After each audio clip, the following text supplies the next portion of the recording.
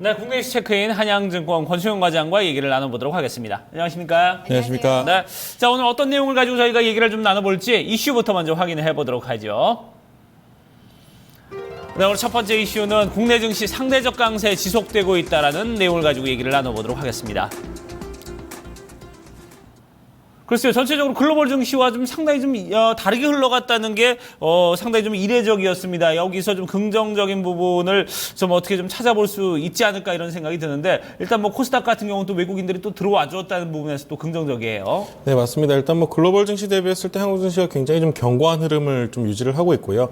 첫 주를 봤을 때 미국 같은 경우는 한 6% 이상의 좀 하락하는 모습을 보여줬다면 코스피 같은 경우는 한 2%대 하락에 그치는 모습을 좀 보여줬고요. 또 코스닥 같은 경우는 오히려 좀 상승으로 끝나는 그런 모습들을 좀 보여줬습니다. 일단 뭐 수급적으로 봤을 때는 외국인이 한 1,500억 정도 매도를 했고요. 기관 한 1,200억 이상 정도 매수를 했습니다. 일단 뭐 시장 같은 경우는 1,883포인트를 찍는 모습까지도 좀 보여주긴 했습니다만 13포인트 상승한 1,917포인트로 장을 마감하는 모습을 좀 보여주면서 그래도 한국 시장이 또 긍정적인 모습으로 상승하는 모습을 보여줬습니다. 코스닥 같은 경우도 굉장히 좀 강한 모습을 좀 보여줬는데요. 제약 바이오를 중심으로 상승들을 좀 지속하는 모습을 좀 보일 수 있겠습니다. 물론 상승폭은 높지 않았습니다만 지속적으로 좀 고점에서 박스권 고점에서 놀고 있다는 점이 좀 시장이 강한 모습을 하고 있는 것인가 아닌가, 강한 모습을 보이는 것이 아니겠는가 생각을 좀 하고 있고요. 수급적으로는 기관과 외국인이 좀 쌍끌이 매수를 하는 수준으로 좀 들어오고 있습니다. 일단은 뭐 미국 같은 경우는 금요일 저녁에 좀 하락하는 모습을 보였습니다. 미국 고용지표가 좀 서프라이즈를 발표를 하면서 굉장히 좀 상승 한 1% 넘게 쾌조하는 모습을 보였습니다만 장 막판 좀 하락하면서 증시의 하락세를 좀 유지를 시켰다라고 좀 생각을 하고 있습니다.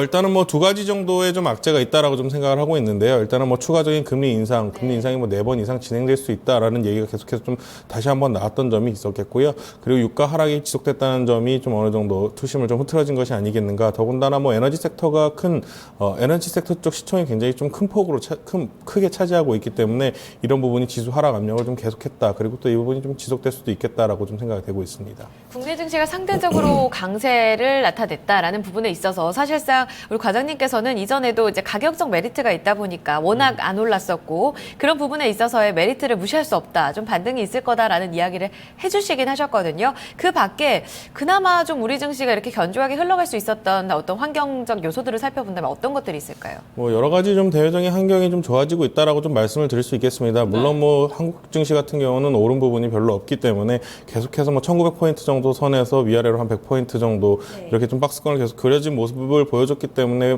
뭐 가격적인 메리트도 있겠지만 일단 뭐 여러 가지 좋은 점들이 좀 보이고는 있습니다. 일단은 뭐 유가 하락 같은 경우는 한국 경제에서는 굉장히 좀 도움이 된다라고 좀 판단을 하고 있습니다. 물론 뭐 인플레이션을 유발하지 못하고 디플레이션 쪽으로 가는 것이 나쁜 것이 아니냐고는 하지만 제가 봤을 때는 뭐 일단은 작년 같은 경우는 경제 수지학자 한 100조까지 나오는 서프라이즈한 모습을 보여줬기 때문에 이런 부분을 한국 경제로는 실질적으로는 타격이 없다라고 좀 생각하시면 될 것 같고요.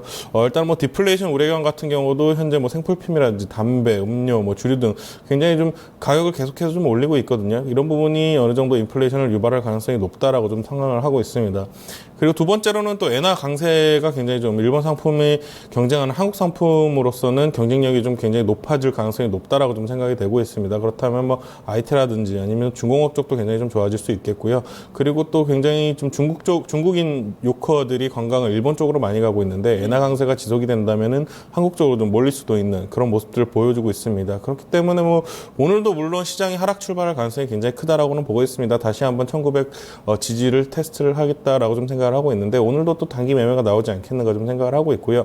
물론 오늘 바로 1,900포인트까지 올려주지 못한다 그래도 단기적으로는 굉장히 지수가 바닥권에 있기 때문에 심리적으로 좀 불안해하실 필요는 없겠다 이렇게 좀 생각하고 있습니다. 네, 자 지수 좀 바닥권이라고 얘기를 해주셨는데 사실 지난주 금요일에 이제 뉴욕 증시가 이제 하락세로 좀 마감이 됐기 때문에 이 부분에서 또 우리도 좀 약간 좀 불안감을 좀 갖고 있지 않나 하는 생각이 드는데 어쨌든 지난주 금요일날 우리가 지금 1,900선은 꽤 좀 두텁게 좀 지지를 하고 있다 이런 느낌은 받았는데 어떻게 좀 더 추가 하락에 대한 가능성은 없을까요? 어떨까요? 일단 뭐 두 가지 정도 보시면 될 것 같은데요. 일단은 뭐 지지선이라고 하는 뭐 두텁게 굉장히 좀 한 2년 정도의 1,900선을 유지를 하는 모습을 보여줬기 때문에 그쪽에서는 웬만한 거래량 아니면 웬만한 악재 아니어서는 좀 내려오기 힘들다라고 좀 말씀드릴 수 있겠고요.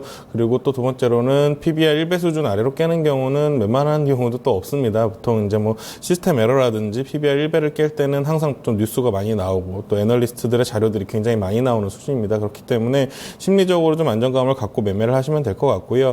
대외적 이슈로 뭐 단기적인 하락은 가능하겠습니다만은 뭐 우려할 만한 하락은 아니다라고 다시 한번 말씀드릴 수 있겠고, 금년 뭐 큰 폭으로 좀 무상향하는 모습을 보기는 힘들 것이라고 좀 말씀을 드릴 수 있겠습니다. 뭐 2200포인트 이상 올라가는 모습은 쉽지는 않겠다. 물론 뭐 하반기에 분위기가 달라진다면 가능성이 있겠지만 상반기 중에는 좀 힘들지 않겠는가 좀 생각을 하고 있습니다. 다만 박스권 하단을 단단하게 좀 지지를 하고 있기 때문에 내려간다면은 이런 반등의 모멘텀을 좀 갖고 주식을 매수하신다면 단기 매매가 좀 가능하실 것 같고요.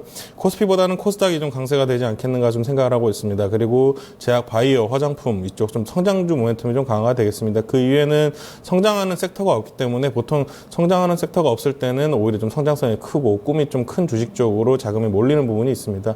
이런 쪽으로 좀 매매를 하신다면은 그래도 시장보다는 좀 나은 수익률을 좀 가지고 갈 수 있겠다 이렇게 생각을 하고 있습니다. 네, 추가 하락보다는 그래도 어느 정도 지지 후에 좀 반등의 가능성이 조금 더 큽니다. 하지만 우리가 기대할 부분은 아주 강력한 모멘텀이 없기 때문에 정말 그야말로 선택과 집중이 중요한 전략이 아닐까 싶은데요. 그 가운데서 성장주 모멘텀은 어느 정도 지속이 될 것이다라는 전략 다시 한번 강조해드렸습니다. 네.